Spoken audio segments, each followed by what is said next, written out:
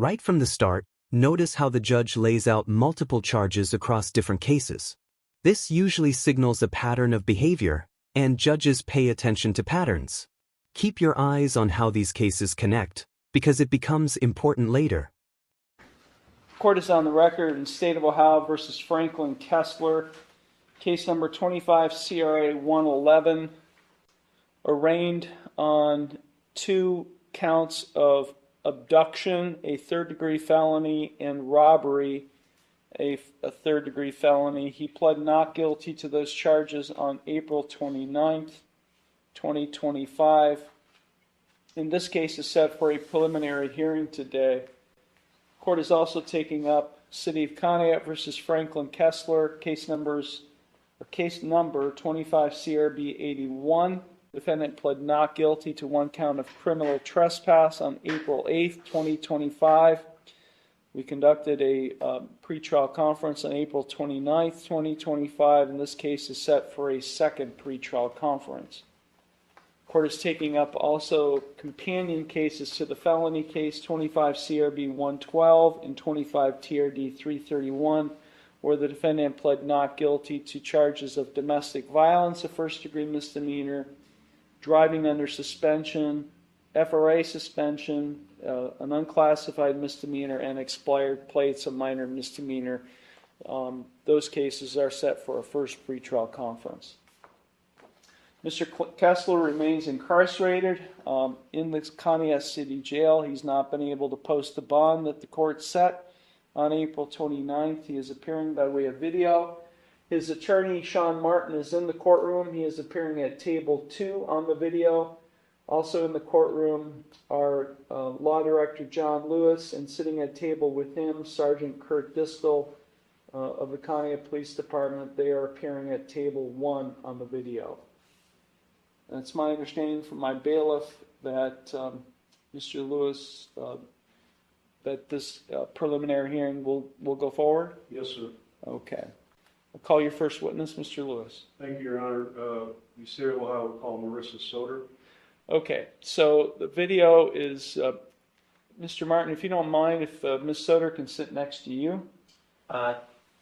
Franklin, did you hear what's going to happen? I just heard that. So, for the sake of the camera, she's going to sit at the table next to me, but I'm not, just so you're not taken by surprise, okay? Would you raise your right hand? Do you solemnly swear or affirm that the testimony you're about to give is the truth, the whole truth, and nothing but the truth, so help you God? Okay, you may proceed, Mr. Lewis. Thank you. Ms. Soder, would you please state your name and spell your name for the record? Yeah, my name is Marissa Soder, and it's M-E-R-I-S-S-A, and my last name is S-O-E-D-E-R. Thank you. And are you familiar with the defendant in this matter, Franklin Kessler? Yes. And how are you familiar with him? We were dating. Sorry? We were dating. Okay. Did you live together or anything? Okay. You'll have to respond verbally, so you can't just shake your head. For about 3 years. Okay. I want to draw your attention to April 28th of this year. Did you encounter Mr. Kessler that day?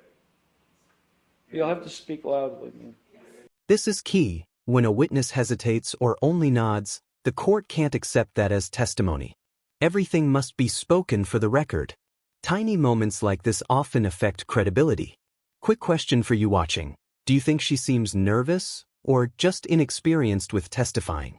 And please speak, don't just nod your head. You have to say the word yes. Sorry. All right, that's okay. Not everybody testifies on a regular basis, so you don't really understand. And so you said you did encounter him on April 28th. Yes, I did. Okay. And what, if anything, happened with you and Mr. Kessler on that day, ma'am? I came home from work. He basically asked me where text messages were between me and one of my friends. Let me stop you there. When you say you came home, where's your home? Go ahead, sorry. He asked where the text messages were. I told him that they weren't in there. He got angry. He wanted my phone. I wouldn't give him my phone. I asked my friend to send me the screenshots. He didn't trust that I would show them to him. So he went to go and grab my phone. And when he first tried to grab it, he ripped my shirt.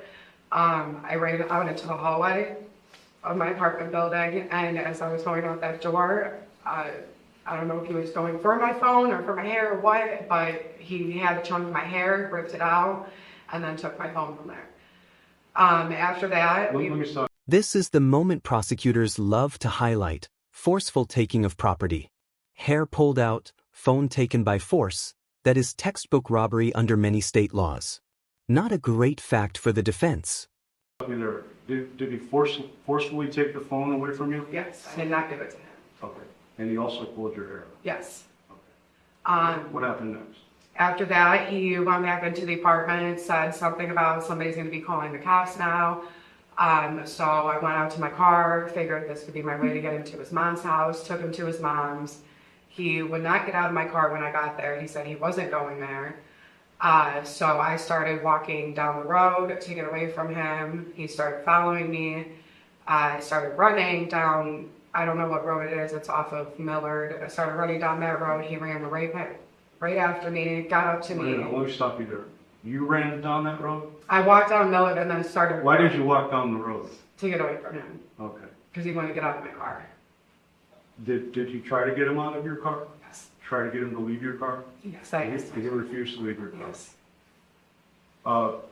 Did you take him to his mother's voluntarily? Yes. Okay. And then you walked, you were trying to get away from him and you walked away? Yes. Is that correct? Okay. And you walked down the road. Yes. What happened next? He started following me when I was walking down Millard, and On then, foot? yes. Okay. And then we got to that road that is off of Millard, whatever that road is right there. You said he ran after you? Yes, so he started running after me. When he ran after you, you saw him running towards you, how did you feel? I was scared, and I started running. You started running Mhm. to get away from him? Yes, What? You said you were in fear? yes. Why? Because we've been in this situation before.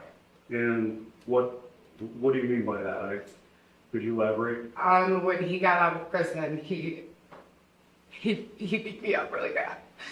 And Okay, but so when you say you were in fear of what? him Doing what to you? beating me and getting me. When she says she feared being assaulted again, the courtroom energy shifts. Prior acts of violence, even if not charged here, matter because they explain why the victim's fear is reasonable. Would you have gone back with him in this situation? Okay, so you were in fear that he was going to assault you.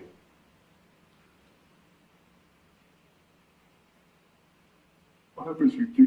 Did you feel threatened by that when he ran towards you? Yeah. Hold on. Mr. Kessler, you can get emotional, but do not say anything, or I'll turn the volume down. You're not going to be heard. Yes, sir. Go ahead. So he ran up to you. You ran from him. Is that correct? Yeah, And he caught up to you. yes.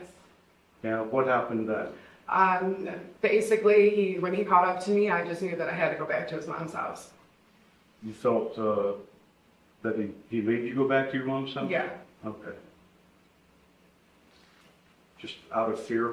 yeah, You were afraid of being assaulted again? yes, And so you went back to his mom's house with him? yes. Okay, what happened? Did you go voluntarily? Yes and no, I don't know how I would answer that. Okay. I mean, the question is, why did you go? Why did you not keep walking away? Because I knew if I kept trying to walk away, he would just keep following me, or it would get worse. Okay. So you were in fear of him at that point in Yeah. time? And you went back to his mother's house? Yes. What happened then? What happened next? When we got back to his mom's house, he went to go sit on the porch, and I tried to get in my car and leave again. And he got into my car again. So he wouldn't let you leave? No.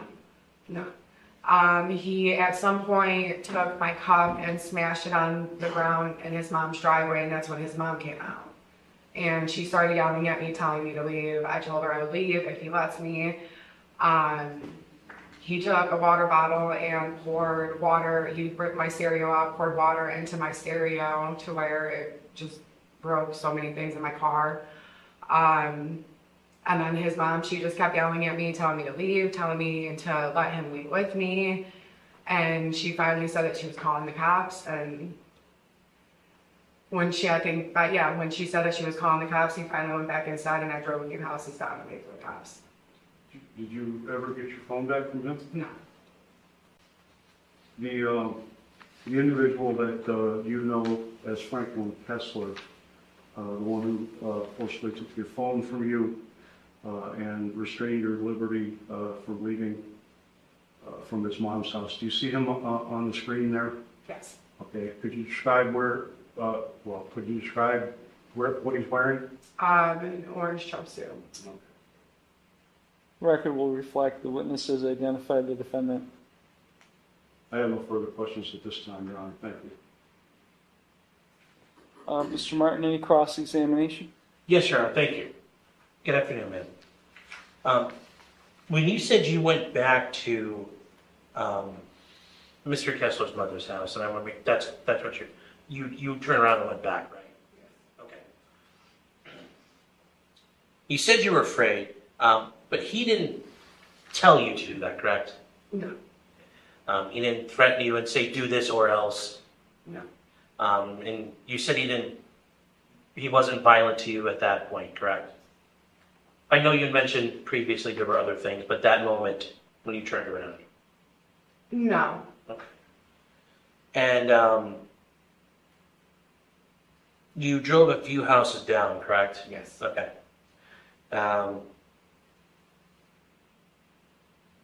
Nothing further, Your Honor. Thank you. Thank you. Redirect. Just briefly, Your Honor.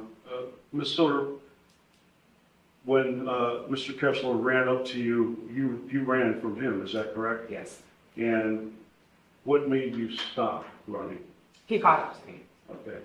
And what, did that put you in fear at that time? Yes. What were you afraid of? Him hitting me. Okay. And so was it the fear of him hitting you that made you walk back to his mom's house with them? Yes. Thank you. Those are all the questions I had, Your Honor. Thank you. Thank you. Ms. Soder, where did all this take place? It started at Highland and then ended at his mom's house. Where's his mom's house? Is all of this in the city of Conneaut, Ashtabula County, Ohio? Yes. Any follow-up to my questions, Mr. Lewis? No, Your Honor. Any follow-up to my questions, Mr. Martin? Your Honor, I guess I would just, I would object at this time. I don't know if it's establishing venue would necessarily be on the court's purview to establish those. I can ask questions, Mr. Martin. Do you have any follow-up questions to my questions? No, Your Honor, I do not. Thank you. Okay, you're excused. Ms. Soder, you can go take a seat in the back of the courtroom. Any further questions, any witnesses, Mr. Lewis? Yeah, Sergeant Distel. You can stay seated, just so we can get you on camera. Do you solemnly swear or affirm that the testimony you're about to get is the truth, the whole truth, and nothing but the truth, so help you God? I do. Thank you. You may be seated. Thank you. You may proceed. Thank you, Your Honor. Sergeant, please state your full name for the record. Curtis Distel, And would you spell it, please? spelling on the last Distel. Thank you. Are you employed with the Conneaut Police Department? I am. And how long have you been so employed? Over 25 years. And you're a certified peace officer in the state of Ohio? I am. Okay. I want to draw your attention to April 28th. Were you on duty that day? I was. And did you have any encounter with Marissa Soder? Yes, I did. Okay. Please describe to the court how that came to be. We were called to the area of Millard Avenue it was reported that Mr. Kessler and Ms. Soder were in the middle of the street, causing a disturbance and blocking cars from proceeding down the road. I responded to the scene, met with Ms. Soder by her vehicle, asked her what occurred, and she described the incident. Okay. And After you spoke with Ms. Soder, what, if anything else, did you do to investigate the incident? After speaking with her, I spoke with Franklin Kessler and his mother. We also spoke with a couple other neighbors in the area, asked what they had seen. And Were there other officers there as well? yes, Patrolman Ball was with me. Well, what, if anything else, did your investigation entail? In speaking with Ms. Soder, she indicated that there was an incident of domestic violence. From what we gathered, it led to the arrest of Franklin Kessler. So he was arrested that day. Yeah. Did you run a leads check on Mr. Kessler at that point in time? Yes, we did. And what, if anything, did you learn from that? It said there was a protection order protecting Marissa Soder from Franklin Kessler. Okay. What, if anything else, did you learn about that protection order? The leads printout indicated that it had never been served on Mr. Kessler. Listen to this carefully. A protection order existed but hadn't been served yet. Legally, that means he might not have known, but the existence of the order still shows the court that danger was serious enough for her to seek protection earlier. But you did verify that there was a protection order? Yes, I contacted the sheriff's office and asked if they wanted to send the guy over to serve it, since it hadn't been served yet. So anything else regarding your investigation on April 28th? Order had advised that her phone was missing. I'd asked to look for it. Ms. Kessler and Franklin gave me permission to search the area around where we had located Franklin, and I couldn't find it. Anything further as far as your investigation into this matter? At a later time, I was contacted by the Kesslers, who advised that they later found the phone and said I could come pick it up. So that would be, when you say the Kesslers, you're referring to the Yes, I'm sorry. parents? Yeah, no, Cody, his brother, Oh, and Christina, his mother. Okay, gotcha. And you indicated that then, what happened after you spoke with those folks? I went to the scene, met with Cody. He advised that he gave me his word that he would return the phone if he found it. He handed me a phone as described as the missing one by Ms. Soder. And what if anything did you do with that phone? Entered it into evidence. And where was the phone discovered, if you know? Cody Kessler advised me he found it in a sewing machine in the, quote, kid's bedroom, unquote. Okay. And it is the phone that was described to you by Ms. Soder? It was as she described the day I asked her to describe the missing phone. Did you do anything else to verify that it was Ms. Kessler's phone? It had a picture in black and white on the front screensaver that she had described. It was her daughter in a black and white image, and it was a leopard skin pattern on the back of the phone. I also called the number that she had given me earlier, and it rang to that phone. And she also gave me the passcode to unlock it, and I entered that and unlocked it. And you indicated that Mr. Franklin Kessler was arrested that day, correct? He was. Okay. The individual that we're referring to as Franklin Kessler, who was arrested that day, do you see him on the screen there in front of you? I do. And could you describe what he's wearing? Lower right screen, orange jumpsuit. Record will reflect the witnesses identified the defendant. Thank you, Sergeant. I have no further questions at this time, Your Honor. Thank you. Any cross-examination? No, Your Honor, thank you. Thank you. You're excused. You can remain seated unless you have to leave, but that's... Okay, any further evidence, Mr. Lewis? No further evidence, Your Honor. Okay. So the plaintiff rests? Plaintiff rests? Yes, sir. Okay. Defense, any evidence you'd like to offer? Your Honor, no, not at this time. Okay. Okay, argument, Mr. Lewis. Yes, Your Honor. Briefly, thank you. The evidence that we just heard in the courtroom establishes all the elements of both robbery and abduction. The robbery elements would be Mr. Kessler in attempting in committing a theft offense. He stole Marissa Silver's phone and he did so by force. That is, if that evidence is believed, that is the commission of a robbery offense under 2911.02A3. He pulled her hair, forcefully took the phone out of her hand. She never got it back. Pontiac Police Department did a good investigation and actually came up with the phone and was able to get into evidence. It was taken from his mother's, Mr. Kessler's mother's house. As far as the abduction, Your Honor, that statute says that no person without privilege to do so shall knowingly do any of the following. Under A2, by force or threat, restrain the liberty of another person under circumstances that create a risk of physical harm to the victim or place the other person in fear. We just heard Ms. Soder's testimony.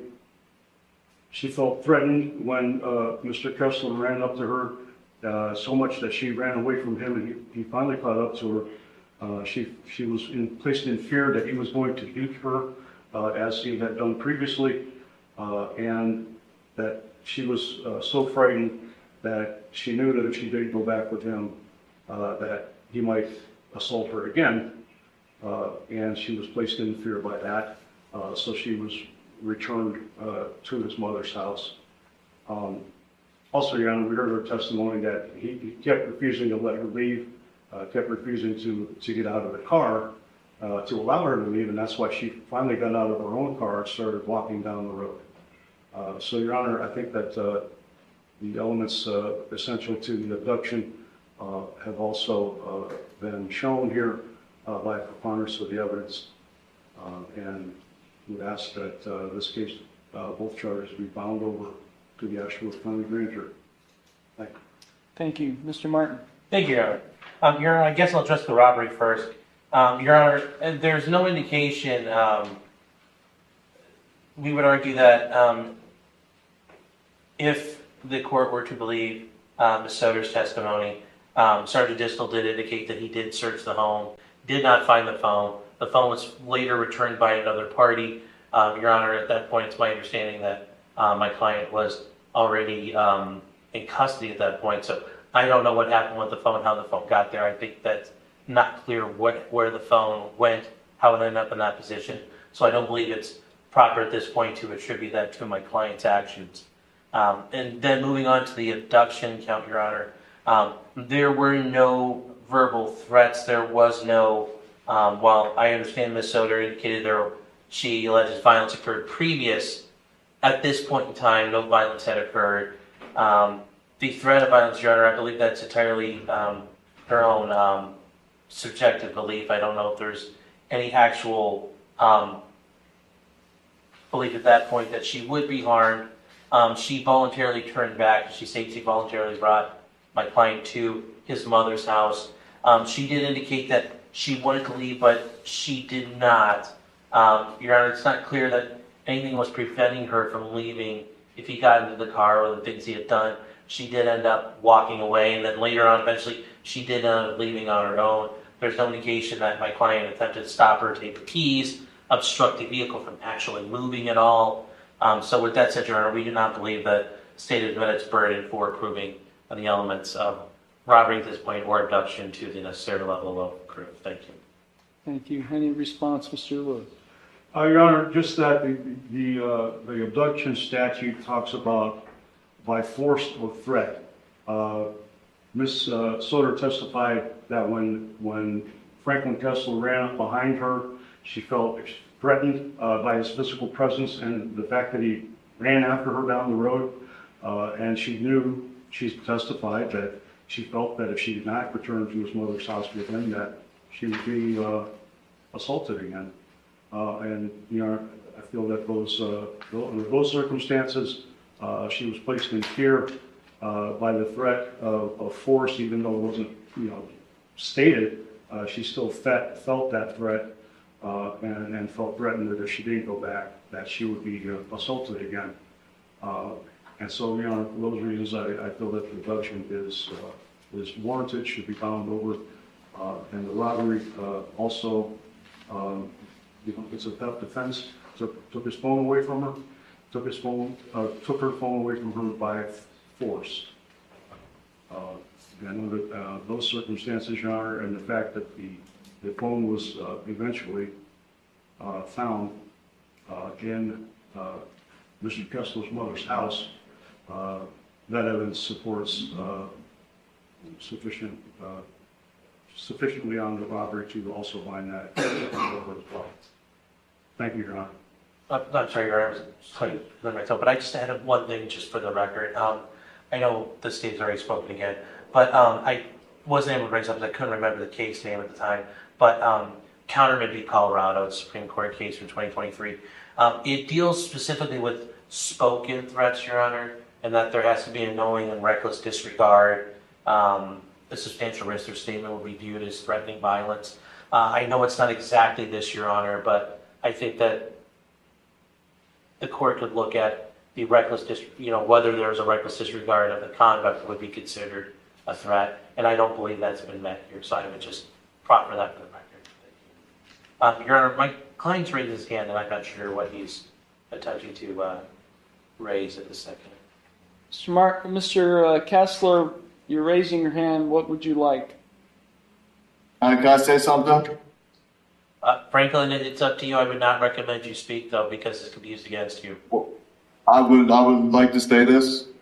I have a broken leg that's been broken twice. I can't run. There was no way I could run after her down the street. I have a rod that goes from my ankle to my kneecap. I have 2 plates and screws. Franklin, I can tell the court for you, okay? Okay, sorry. That's okay. I appreciate you letting me know. Your Honor, I would just also indicate my client does suffer from a broken leg, and it does hamper his ability to move.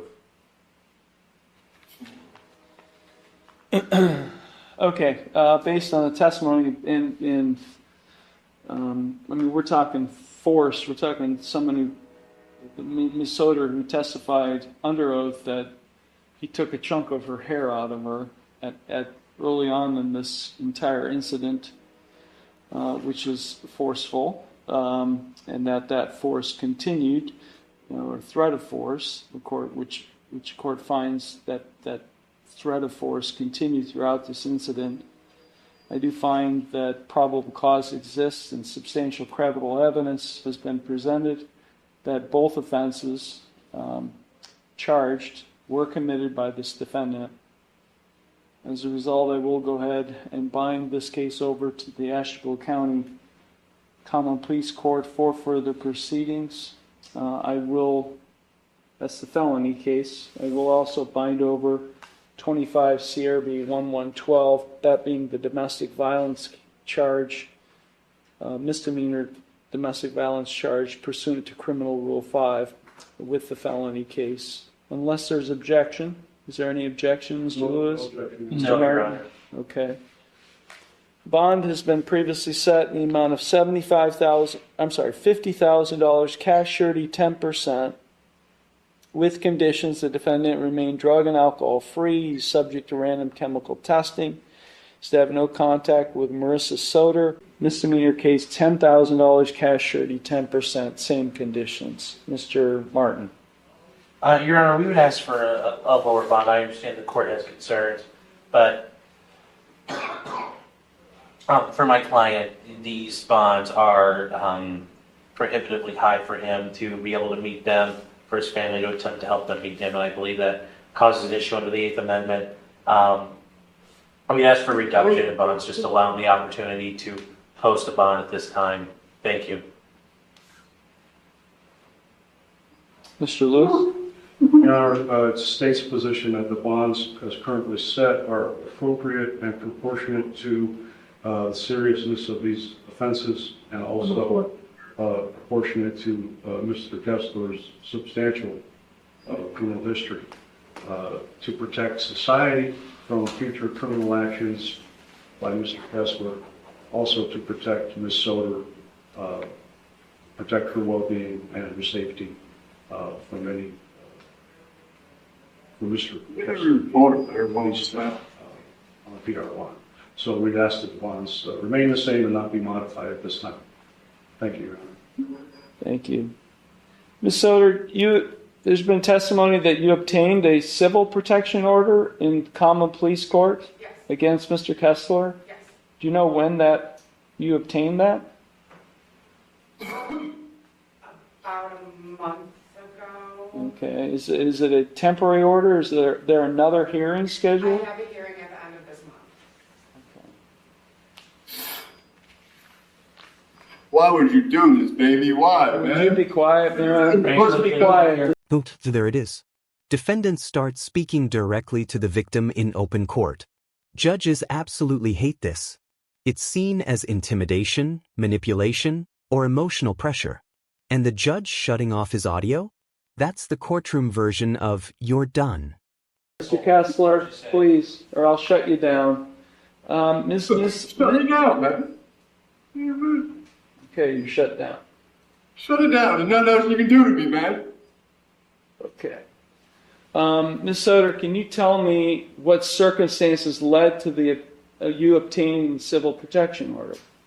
Was it this incident or a previous or another incident? Back in December, we got into an argument. He tried taking, well, he did. He took my bed and my daughter's bed. I'm just saying, are they separate circumstances? Get out of the courtroom. You're out. Get the heck out of my courtroom. Get out of the courtroom! Lock that door.